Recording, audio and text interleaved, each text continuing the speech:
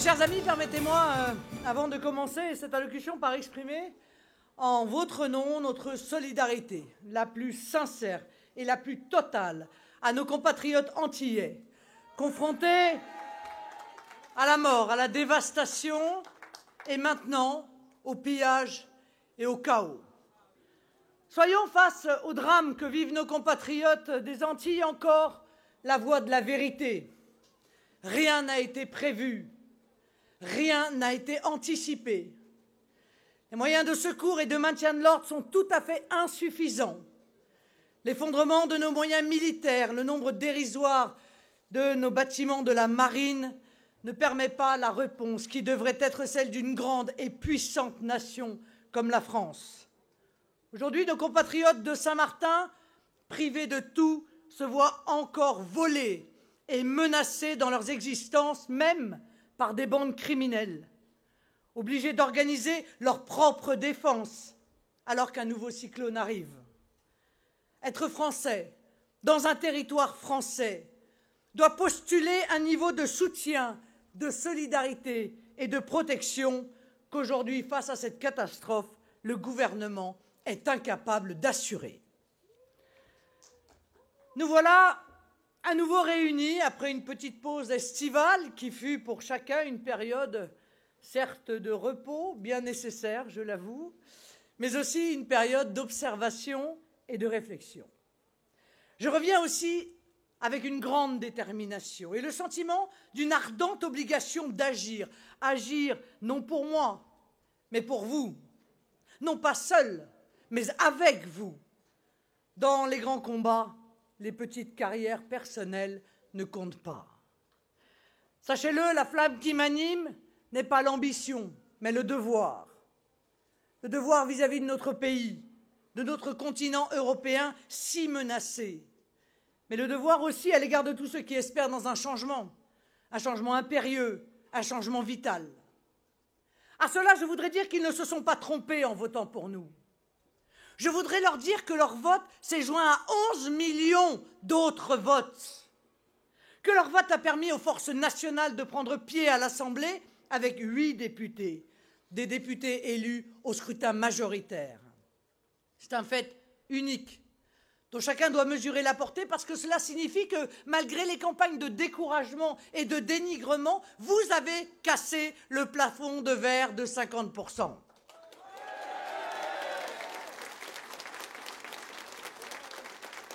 Jamais nous n'avions connu un tel présage pour nos succès futurs. Ces 8 députés, je n'oublie pas qu'ils devaient être 100 si une vraie démocratie fondée sur la proportionnelle existait en France. Ces 8-là seront le fer de lance d'une opposition déterminée. Ils feront équipe avec nos sénateurs, David Racheline et Stéphane Ravier, rejoints, je l'espère, bientôt par d'autres, des élus soudés par les convictions et l'amitié, des élus sur lesquels vous pourrez compter et dont vous pourrez être fiers. Je voudrais vous dire que ce qui a été semé l'a été avec cœur, avec passion, avec générosité, sans jamais ménager nos efforts, sans ménager mes efforts, avec le souci de vérité, avec le souci d'honnêteté, avec l'acceptation des désagréments que réclame ce combat si difficile que nous avons engagé seuls contre tous pour le redressement du pays. Mais surtout, ce que je voudrais vous dire, c'est que, encore une fois, ce qui a été semé portera au-delà de nos personnes et de nos carrières les germes du renouveau national dont le pays a tant besoin. Quasiment chaque jour de cet été, notre âme a été meurtrie par le long chapelet des attentats islamistes qui, en France, en Europe et dans le monde entier, s'est égrené à un rythme tel qu'on est aujourd'hui incapable de se remémorer quel est le dernier.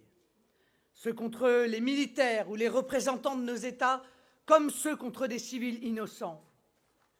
Notre cœur a saigné devant ces actes d'une bestialité sans nom, ces images insoutenables de la souffrance d'enfants, d'hommes, de femmes, dont le seul tort, aux yeux de leurs bourreaux islamistes, est d'incarner par leur mode de vie et de pensée des valeurs de liberté et de modernité.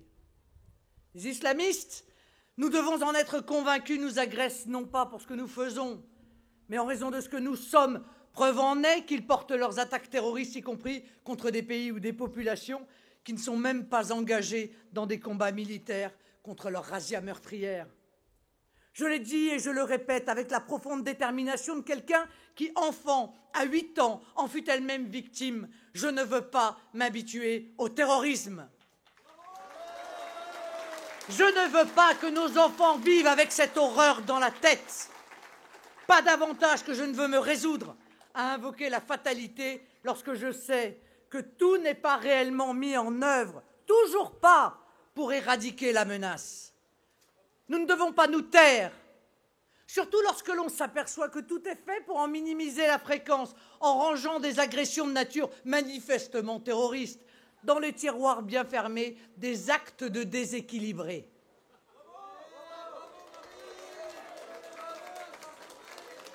Oh, j'ai bien sûr entendu le président désigner nommément, enfin, j'ai envie de dire, l'islamisme. Je l'ai entendu mettre en cause la responsabilité de l'Arabie saoudite et du Qatar comme soutien du terrorisme. Mais ces propos officiels constituent, en même temps qu'un progrès, un hommage à ce que nous disions seuls depuis des mois.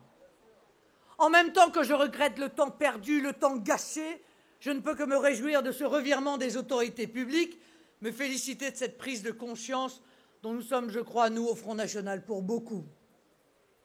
Mais si j'ai entendu une parole jupitérienne, je n'ai pas vu la foudre tomber, ni sur les fichiers S, ni sur les djihadistes de nationalité française de retour sur notre sol, rien non plus sur la fermeture effective des mosquées de la haine, rien sur la réforme de notre code de la nationalité, qui est une machine à franciser les djihadistes, rien sur l'expulsion automatique de tous les islamistes étrangers ou l'interdiction du salafisme et des frères musulmans. Il semble que le statut de la Première Dame ou l'arrivée d'un animal de compagnie à l'Élysée soit davantage un sujet de conversation que des mesures concrètes d'éradication des terroristes potentiels présents sur le sol français. Et puis, l'été a été marqué par ce qui s'est passé en Méditerranée. Je veux parler de ces images de submersion de l'Europe, de ces vagues incessantes de migrants se déversant sur les côtes, de jeunes hommes venus d'Afrique et du Moyen-Orient entassés sur des bateaux de débarquement, parfois au péril de leur vie. Ce sont ces mêmes migrants, entrés par toutes les portes d'une Europe passoire, la Grèce, l'Italie, l'Espagne, le Portugal, que nous voyons errer dans 20 000, installés dans leurs tentes sous les métros aériens de Paris, réclamer de l'argent au feu rouge de nos villes, barrer les autoroutes de Calais, prendre d'assaut des camions et, pour certains, provoquer la mort de leurs chauffeurs.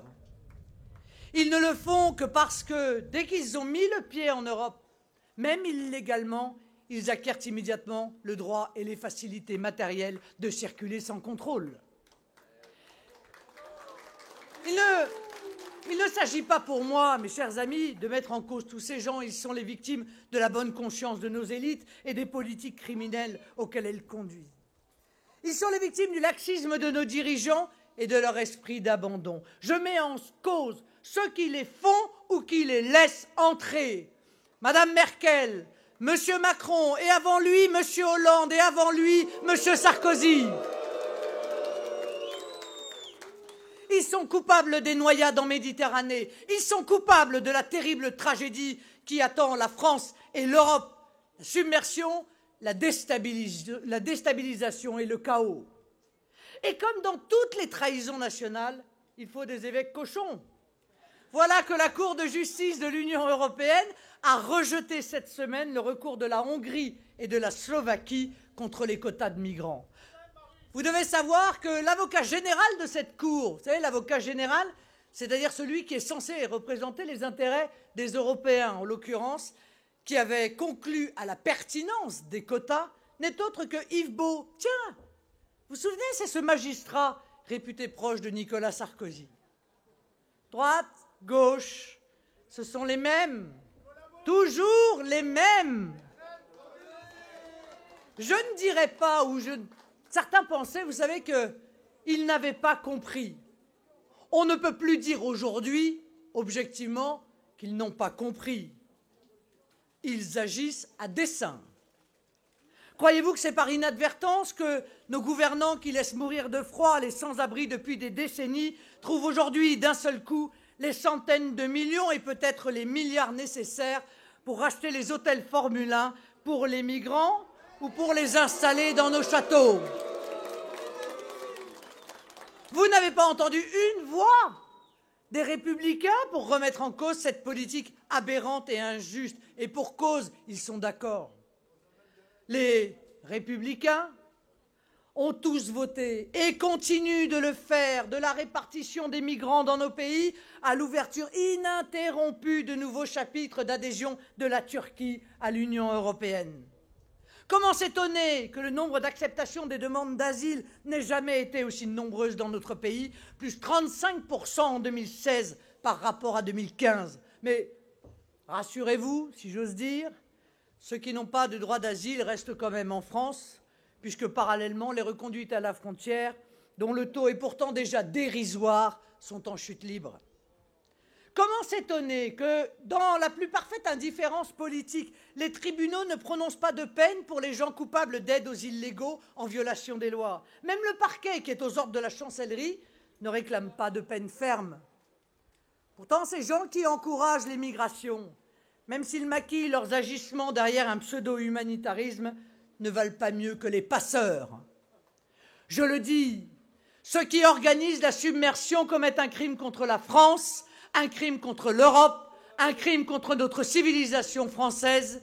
Il est incontestable que face à cela, la grande alliance des patriotes que représentent les partis politiques des différents pays d'Europe réunis au sein de notre groupe au Parlement européen est la seule lueur d'espoir pour l'Europe et que nous sommes, nous, le Front National, la seule lueur d'espoir pour la France.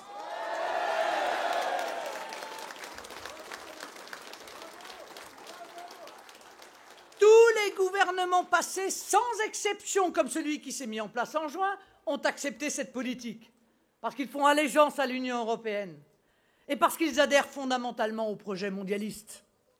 C'est pourquoi je dis aux électeurs qu'il n'y a rien à attendre de les Républicains. Où est-ce qu'il en reste? Les Républicains qui n'ont rien à proposer 10 ans après 2007 que du sous-Sarkozy. Et encore un sous-sarkozysme de circonstance. M. Wauquiez droitise son discours pour prendre LR. Demain, il le recentrera pour le conserver. Les militants LR doivent le savoir. On leur fait le même coup depuis 30 ans. Or, au-delà des problèmes financiers liés au coût du gouffre de l'immigration, au-delà des problèmes sociaux, au-delà des problèmes médicaux, au-delà des problèmes identitaires, la question de l'immigration pose des problèmes sécuritaires. Elle pèse sur la délinquance parce qu'il y a une corrélation évidente entre l'immigration et l'insécurité. Cette idée est certes politiquement incorrecte, mais je veux la rappeler et la défendre parce que c'est un fait objectif. Mais aussi, et moi j'ose le dire, s'infiltrent chez nous en Europe non seulement des terroristes prêts à passer à l'acte ou qui sont déjà passés à l'acte, souvenons-nous les attentats du Bataclan, mais aussi des milliers de fondamentalistes islamistes qui seront demain les futurs recrues du djihadisme. Souvenez-vous, dès la campagne présidentielle de 2012, je demandais combien de Mohamed Merah dans les bateaux, les avions qui arrivent chaque jour sans contrôle dans notre pays. Cette bombe à retardement, ce sont nos politiques qui la posent.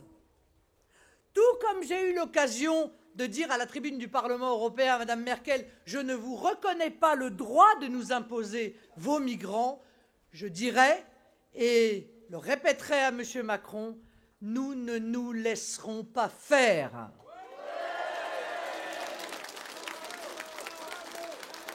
Nous ne cesserons pas de le clamer, car cette question de l'immigration de masse, cette infiltration de terroristes au sein de nos sociétés est une question vitale pour nos pays et pour nos peuples.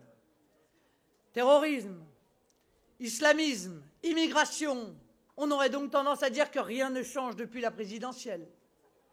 Effectivement, les menaces sont toujours présentes et même se sont aggravées. Ce qui a changé, c'est la situation politique qui, elle, a connu un bouleversement historique. Nous vivons une situation politique inédite. qui a vu l'effondrement de l'édifice politique tout entier, un affaissement de ses deux piliers, droite et gauche, de ces deux piliers LRPS, qui en réalité n'en constituaient qu'un seul. Oh, nous pressentions cet écroulement, l'écroulement de cet édifice vermoulu qui ne tenait plus que par le poids des habitudes. Il ne tenait plus que par le renfort de plus en plus nécessaire des clientèles, il ne tenait plus que par les incantations morales toujours plus sentencieuses des médias aux ordres. Avec l'été, le fracas de la bataille présidentielle s'est estompé, la poussière est retombée, découvrant un paysage profondément transformé. Un système politique structuré globalement par trois forces. L'extrême gauche, dominée par les islamo-trotskistes de la France insoumise. Un salmigondi de contestataires qui puisent leur inspiration dans les pires dictatures cubaines hier et maintenant vénézuéliennes. Une bouillie idéologique entre Nuit debout et la révolution bolivarienne, entre les zadistes et les indigènes de la République, tous réunis par l'économie collectiviste, la haine sociale, le rejet de ce qui est français, le ressentiment contre nos valeurs de civilisation. C'est sur ces bancs que siègent des députés qui soutiennent ceux qui, je cite, niquent la France. C'est au tour de Jean-Luc Mélenchon que plastronnent des députés qui n'arrivent même pas à dire publiquement « Vive la France !»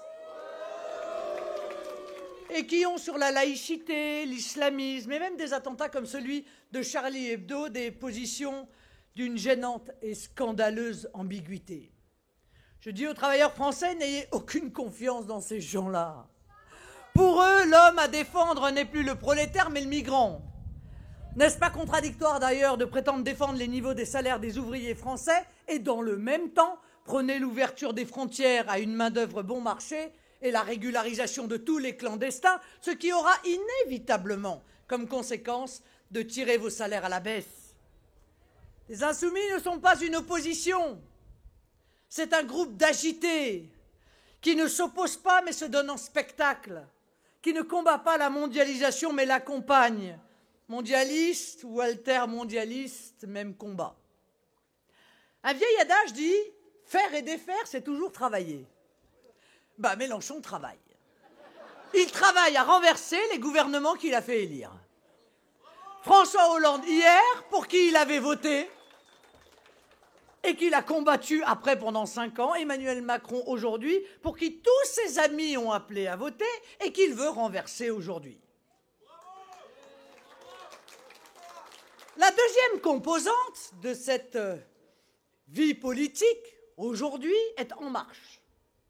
Un mouvement bobo, de bourgeois bohèmes, de droite et de gauche, qui a agrégé dans un espace politique central qui se veut convenable le personnel politique issu des anciens LR et PS. Le PS en tant que tel s'est totalement dissous. De LR, il ne reste plus que les rancunes et les divisions de factions rivales, qui, comme un couple en instance de divorce, resteraient ensemble pour préserver leurs derniers intérêts avant la séparation définitive. À la droite, En Marche a pris une vision ultralibérale de l'économie. La réhabilitation du profit, l'apologie du marché, la vision comptable, la dénonciation du social, la fascination pour les gagnants, la vieille recette libérale libertaire dont Daniel Cohn-Bendit est devenu le pire symbole. Droite et gauche n'ont aucun mal à se retrouver sur un européisme effréné qui, n'en doutons pas, est une adhésion feutrée à un multiculturalisme bon teint, ce multiculturalisme qui relie les élites mondiales entre elles et les détourne des peuples avec un mépris de moins en moins dissimulé. Le macronisme, c'est le triomphe de la classe dominante avec pour seul vernis moral les droits de l'homme et pour seule valeur et finalité l'argent. Un principe de gouvernement que Victor Hugo résumait par ces vers qui s'appliquaient au régime Louis-Philippard, une loi qui d'en bas semble injuste et mauvaise, dite aux uns jouissez et aux autres enviez. Avec eux, comme aux États-Unis, nous faudra-t-il croire que ceux qui connaissent une réussite d'argent seraient bénis des dieux et les autres seraient responsables de leur malheur? Rappelez-vous ce qu'Emmanuel Macron, alors ministre de l'économie, lança à la figure des ouvriers en voie de licenciement de Lunel. La meilleure façon de se payer un costard, c'est de travailler. Plus récemment, il révélait une pensée éloquente en distinguant ceux qui réussissent de ceux qui ne sont rien. Hier, enfin, perché sur les gravats grecs de la politique d'austérité imposée au peuple inventeur de la démocratie par l'Union européenne, il traitait de fainéants ceux qui refusent de se plier à sa politique de précarité à perpétuité. Gramsci disait « Le vieux monde se meurt, le nouveau tarde à apparaître, et dans le clair-obscur surgissent les monstres. » Nous y sommes. Et puis, dans cette tripartition, il y a le Front national, qui apparaît comme un socle de stabilité politique et idéologique, un socle ferme, sur lequel s'appuie une opposition déterminée, sur lequel demain se construira la grande alternance. Nous sommes l'exacte antithèse du macronisme. Nous l'avons dit lors de l'élection présidentielle au prix de quelques critiques, mais les premières mesures du gouvernement Philippe confirment nos analyses. Face à leur France nomade, nous défendons une France durable. Durable dans ses équilibres économiques et sociaux, fruit de siècles de construction. Durable dans l'organisation de ses territoires, dans son identité, forgée au fil de nos 1500 ans d'existence, dans sa culture, dont le président de la République nie l'existence même. Nous croyons que ces repères, ces principes de vie, ces sentiments d'appartenance, notamment nationale, sont nécessaires à son équilibre et à son épanouissement. Dans l'esprit de M. Macron, l'homme doit être sans repères, sans attache, sans cadre, sans appartenance. La prétention de l'homme qui se croit né avant son grand-père. Ce délitement des liens essentiels doit s'opérer au nom d'une prétendue promesse de liberté. Cette grille de lecture du macronisme permet de comprendre la disparition programmée de nos cadres politiques et territoriaux traditionnels. La disparition des communes, programmée par les fusions forcées. On réinvente alors de grands ensembles artificiels, communautés de communes, gérées par des instances de second degré. Le retrait de tout pouvoir aux élus des communes, transformés progressivement en simples officiers d'état civil. Cette disparition des communes s'opère progressivement et la réforme de la taxe d'habitation n'en est qu'une étape. Car parfois il faut se poser la question, pourquoi avoir fait le choix d'abaisser la taxe d'habitation? Pourquoi pas un autre impôt? Pourquoi cet impôt-là, dont nous savons pertinemment d'ailleurs qu'il sera compensé par d'autres impôts, des nouveaux, par d'autres taxes, des nouvelles, par de nouveaux prélèvements? Bah tiens, la CSG déjà. Cette CSG qui va durement frapper les salariés et qui va très durement frapper les retraités, devenus les nouvelles vaches à lait du gouvernement.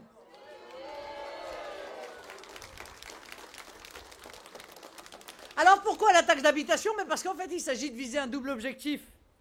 Retirer aux communes leurs ressources propres pour les rendre dépendantes et symboliquement les priver de leur souveraineté fiscale. Couper le lien aussi qui existe entre le citoyen contribuable et sa commune, et notamment ce lien fiscal qui crée l'intérêt du citoyen contribuable pour les affaires publiques municipales. Qu'est-ce que vous faites donc de mes impôts? La disparition du département, qui s'efface devant des régions créées de toutes pièces sur le coin d'une table, en dehors de toute référence historique ou sociologique. Derrière cette réforme territoriale que M. Macron accélère, il y a la disparition de notre démocratie de proximité. Le maire, que chacun connaît et souvent apprécie, car il est présent physiquement et toujours joignable. Le conseil départemental, qui prend en charge le social à quelques heures de chez soi. Les élections sénatoriales qui vont se dérouler le 24 septembre sont l'occasion pour les maires et les grands électeurs de refuser cette évolution, qui n'est pas un progrès démocratique, mais une régression institutionnelle. Je les appelle à voter pour nos listes bleu marine. Je les invite à faire passer un message clair d'opposition et, dans le même temps, ce qui sera utile, renforcer le groupe des sénateurs Front National. Si notre cadre territorial est le moteur de notre démocratie, le débat public en est le carburant. Là aussi, le pouvoir intervient. D'ailleurs, du haut de l'Olympe élyséen, M. Macron professe désormais ouvertement que les journalistes et le peuple ne seraient pas au niveau pour comprendre sa pensée politique. Trop complexe. Nous la comprenons trop bien. Et les Français qui la découvrent semblent la sanctionner lourdement dans les enquêtes de satisfaction. Ils voudraient presque nous faire croire qu'il n'y a pas d'alternative à sa politique. C'est là, de manière caricaturale, la marque d'un tenant de la pensée unique. Vous savez, cette pensée des techniciens qui savent et peuplent son gouvernement, cette pensée des oligarques qui mettent en place un système qui leur profite, cette pensée des experts qui voudraient nous dire ce qu'il faut penser. La loi sur le prétendu rétablissement de la confiance votée en juin, qu'on a faussement qualifiée de loi de moralisation de la vie publique, a mis en pratique cette neutralisation des politiques. Langue à ripper, mais en réalité, c'est un non-dit. Cette loi, en grande partie, c'est un vol. C'est un vol d'une partie du pouvoir des députés qui sont vos représentants. Les députés sont priés de n'être plus que les agents d'enregistrement des directives de Bruxelles et accessoirement des applaudisseurs professionnels de la politique de déconstruction. Les textes sont de Jean-Claude Juncker, le décor d'Emmanuel Macron. Le processus de mise sous tutelle administrative des élus s'accélère, comme en témoignent par exemple à l'échelon local les pratiques préfectorales relatives à l'installation forcée de migrants dans les communes, ou le transfert des pouvoirs d'urbanisme vers les communautés de communes. Dans tous les cas, l'objectif du pouvoir en place est clair. Il s'agit d'enlever au choix politique toute légitimité, toute autorité ou tout moyen d'action pour finalement réduire l'action publique à des choix techniques. Or, une société dépolitisée, c'est-à-dire qui disqualifie le débat d'idées et la volonté politique, est une société abandonnée aux mains des experts et des oligarques. Quand le citoyen, lui, est appelé à s'en désintéresser et renvoyé à vaquer à ses affaires strictement personnelles. Ça s'inscrit dans la conception en même temps individualiste et communautariste que défend M. Macron. Une société où l'individu ne doit rien à personne, ne vit que pour lui-même, ne se sent de solidarité réelle avec personne, si ce n'est peut-être avec des groupes d'intérêts communs ou avec des communautés de plus en plus petites, à l'exception notable, bien entendu, de la seule qui vaille, c'est-à-dire la communauté nationale. M. Macron cumule avec son projet les deux tendances mortelles pour un pays, parce qu'elles constituent les leviers de la dislocation de toute société, l'individualisme et le communautarisme à l'intérieur, le multiculturalisme à l'extérieur. Et pendant ce temps, on occupe l'espace par une communication de distraction, comme les tenues vestimentaires de Madame la Première ou les vacances de Monsieur Hulot. La politique se réduit à des pipoleries qui se substituent au débat de fond. La pensée critique est condamnée, sous couvert d'expertise et de technicité. La déconstruction lente mais méthodique se met en marche et gare à celui qui conteste le bien-fondé de ses décisions. Idiot, illettré ou fainéant, les foudres jupitériennes s'abattront sur lui. Eh bien, n'en déplaise à certains, nous sommes de ceux qui, selon la formule du poète, veulent que le cœur pense. Nous refusons cette évolution à l'américaine, où le pouvoir n'est pas dans les mains des politiques, mais des marchés et des oligarchies à leurs bottes. Nous croyons au primat du politique parce qu'il est le seul à permettre la recherche et le triomphe du bien public sur les intérêts personnels ou les puissances d'argent. Nous croyons que le débat public est nécessaire, le débat d'idées est nécessaire, parce que le gouvernement des nations ne précède pas de la gestion administrative de population, mais d'une vision politique haute et claire. Nous voulons des citoyens concernés, actifs, combatifs, pas des touristes dans leur propre pays, pas des observateurs béats de leur propre servitude. Huxley ne nous rappelait-il pas que les indifférents étaient d'excellents bourreaux? Nous sommes de ceux qui défendons cœurs et âme la culture française, Et refusons que les grands récits et les projets collectifs qui fondent un sentiment d'appartenance soient évacués parce qu'ils aliéneraient la liberté de l'individu. Pour M. Macron, l'homme se construit sans référence ni à un passé, ni à un groupe, mais par lui-même et pour lui-même. D'ailleurs, pour lui, la culture française n'existe pas. Les hommes sont interchangeables.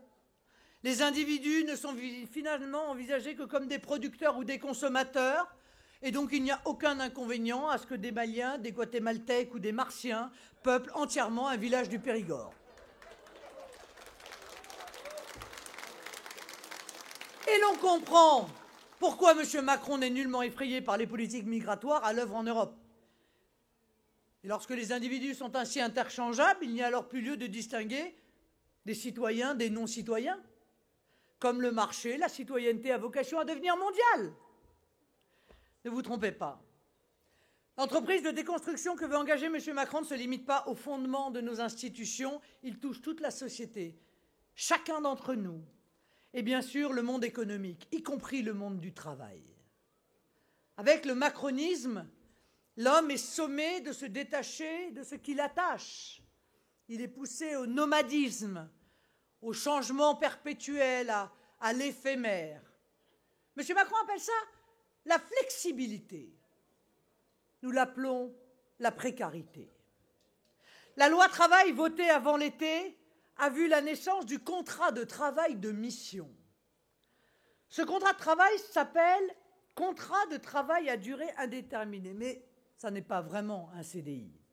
C'est un CDD, dont le terme est lié à la fin d'une mission. On pressent que ce contrat précaire dans le temps supplantera le CDI classique pour devenir la règle.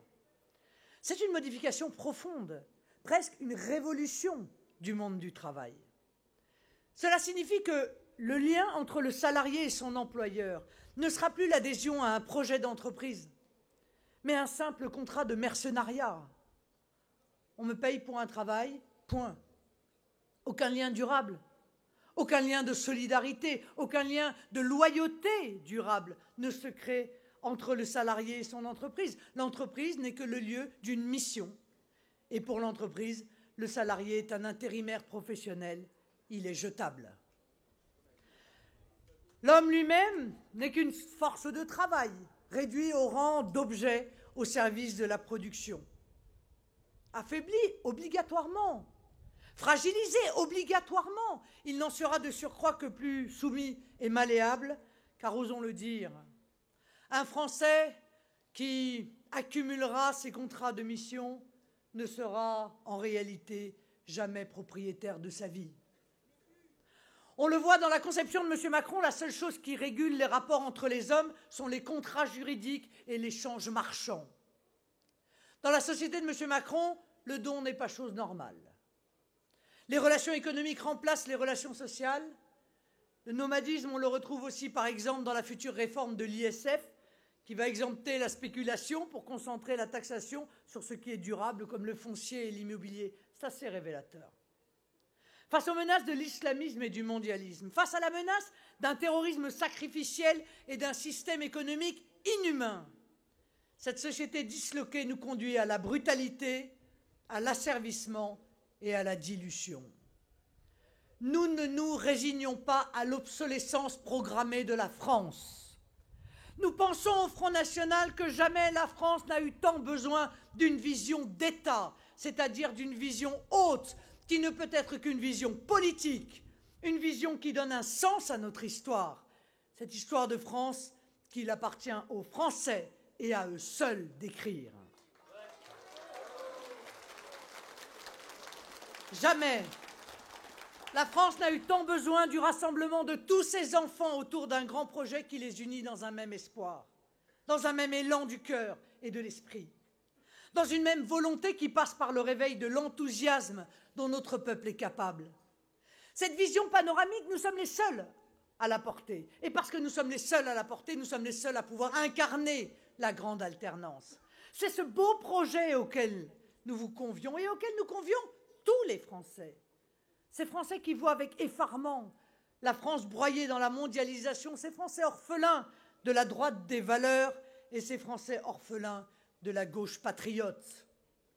Cette grande alternance que nous appelons de nos vœux, cette alternance patriote et républicaine, nous devons l'organiser selon le principe que Bonaparte aimait à rappeler. Toute opération doit être faite par un système parce que le hasard ne fait rien réussir. C'est l'objectif que nous nous sommes fixés avec le nouveau front. Un parti politique n'est pas une fin en soi, c'est un moyen. Il n'y a qu'une chose qui compte, c'est la France. Et s'il faut adapter la structure du combat, mais n'ayons pas peur de le faire. Il n'y a personne davantage attaché que nous au Front National. Nous savons les sacrifices qui ont été consentis et cette belle fraternité qui nous unit dans le combat et dans l'épreuve. Nous savons combien a été dure la longue marche qui nous a conduits jusqu'au second tour de la présidentielle, dans l'adversité toujours, dans la douleur souvent, mais aussi parce que nous avons eu de beaux succès dans la joie. Mais nous avons gravi, pas après pas, la montagne qui mène aux portes du pouvoir, non par hasard, mais par la force des convictions. Convictions de militants qui se sont donnés sans compter.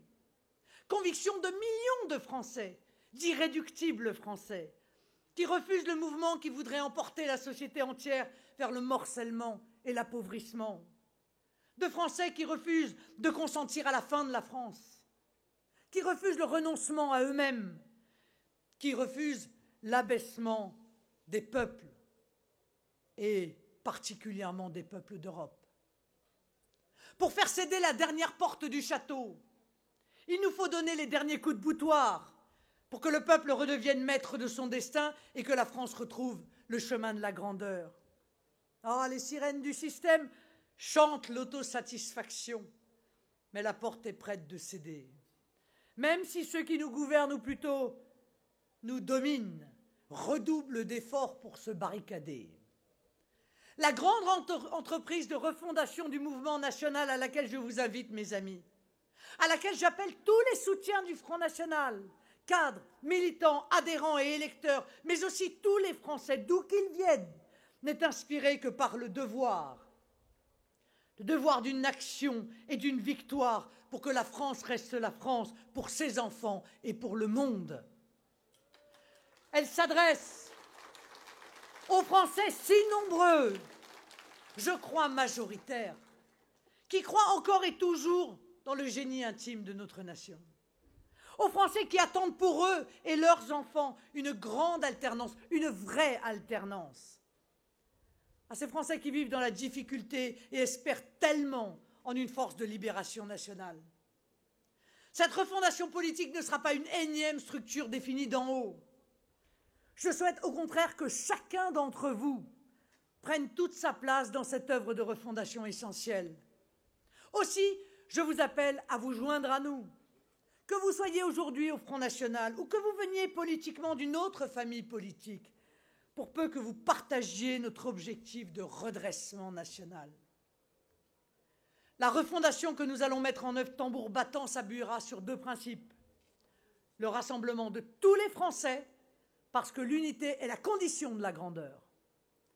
Le service de la France, en vous rappelant cette belle phrase du général de Gaulle dans un de ses discours en 1943, à la France, à Notre-Dame la France, nous n'avons à dire qu'une seule chose, c'est que rien ne nous importe ni ne nous occupe que de la servir.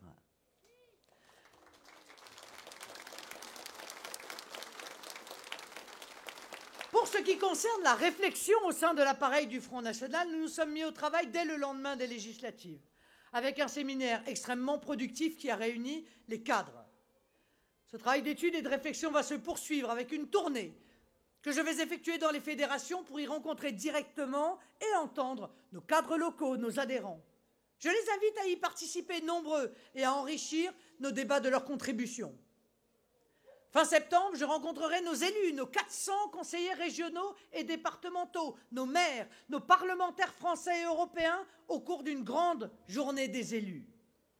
Et puis une large consultation sera lancée, je l'ai déjà annoncé, auprès de tous nos adhérents. Ce processus de consultation, d'échange, et je l'accepte, de confrontation d'idées, sera formalisé par le vote souverain du Congrès, qui décidera au final de notre nouvelle organisation de conquête du pouvoir. La nouvelle organisation portera un nouveau nom, dont nous aurons pu discuter ensemble lors de nos échanges et que vous aurez choisi.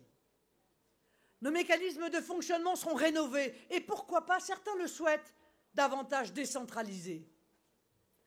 Parce que l'Europe a pris une part importante du débat national, on l'a vu lors de la présidentielle. Une meilleure interface devrait être réalisée avec notre groupe européen. Notre projet européen, le projet de l'Europe des nations, devra être davantage formalisé en liaison avec nos partenaires européens. Ce nouvel élan exigera de faire émerger de nouveaux talents, de nouvelles personnalités, de nouvelles énergies collectives ou individuelles qui joindront leur enthousiasme au nôtre. Enfin, nous devrons réfléchir à élargir nos capacités d'ouverture aux alliances politiques et électorales dans la foulée de l'élection présidentielle avec ceux qui n'ont pas renoncé à la nation, à la France et à la liberté.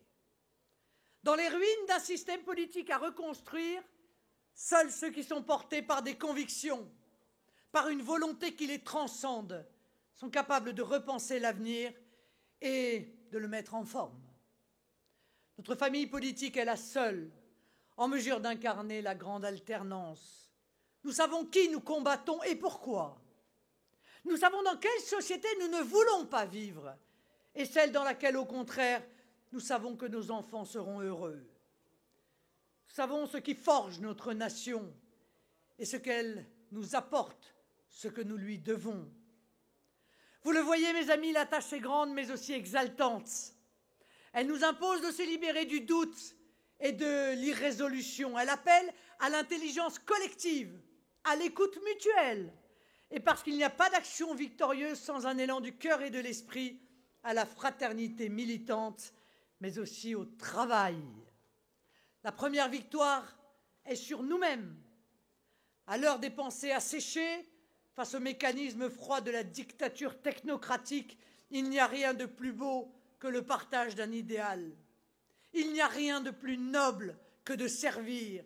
Il n'y a rien de plus fort que la belle aventure politique qui s'ouvre à nous.